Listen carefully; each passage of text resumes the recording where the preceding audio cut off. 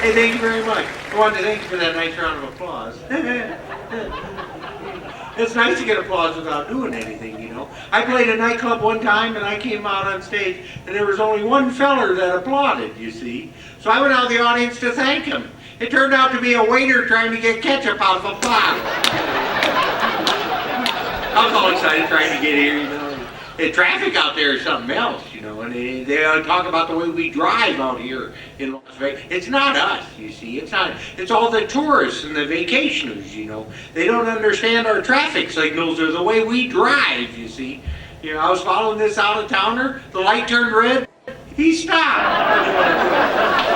And then I almost missed my turn getting here. I made it, though. I accidentally cut this lady off. She was really nice about it, though. She said something about a sunny beach. She blew the horn and let me know I was number one. I saw that. Then I got here, there's a bunch of people standing around, you know. I didn't think anybody would recognize or remember me. And then all of a sudden someone shouted out, "Rick Skelton is here!" They all turned and looked. I was so embarrassed. I was sorry I yelled.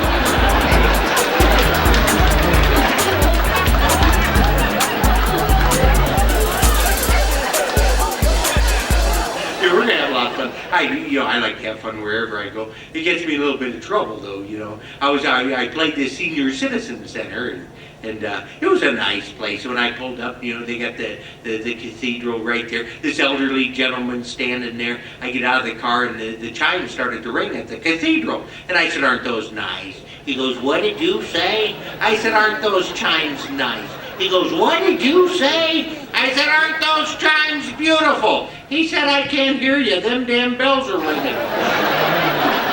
and the people at the center are so sweet. You know, they always chat with me after the show.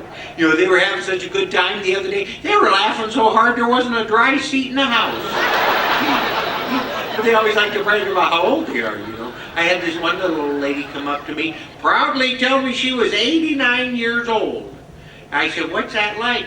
She says, "I'm finally at the age where I can do anything I feel. Except I don't feel like doing it."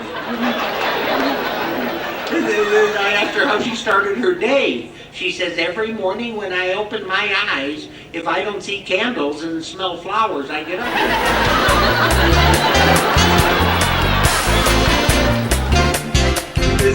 This other gentleman, he's getting around, he's moving around like better than I am. He tells me he's 98 years old.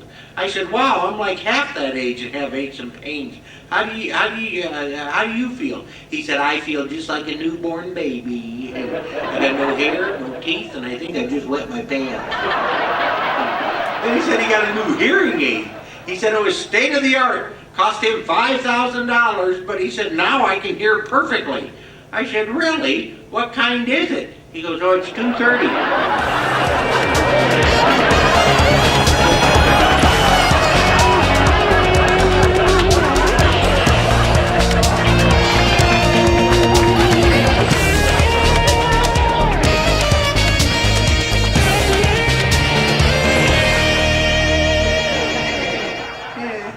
Hey, quick, Gertrude Heathcliff, 2 seagulls, you see.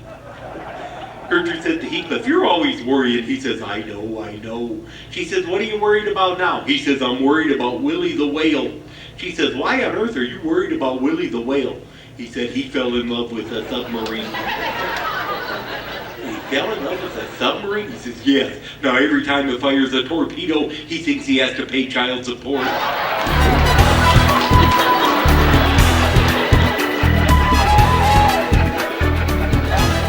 Hey, a little bit about myself. I don't know if you realize this or not, but as a child, I used to love to go to school.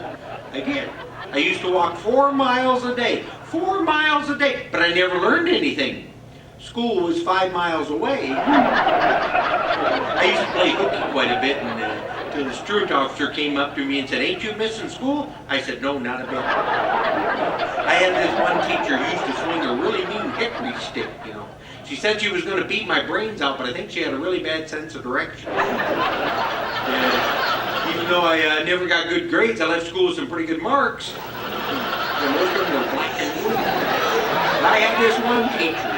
who was the principal of the Harrison School District in Vincennes, Indiana. To me, he was the greatest teacher, a real sage of my time, anyhow. He had such wisdom, and we're all standing there reciting the Pledge of Allegiance when this little old teacher comes walking up. Mr. Lasswell was his name, Mr. Lasswell.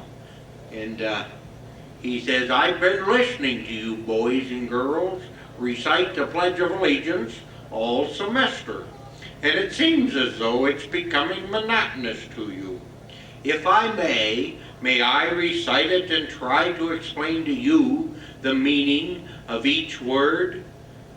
I, me, an individual, a committee of one."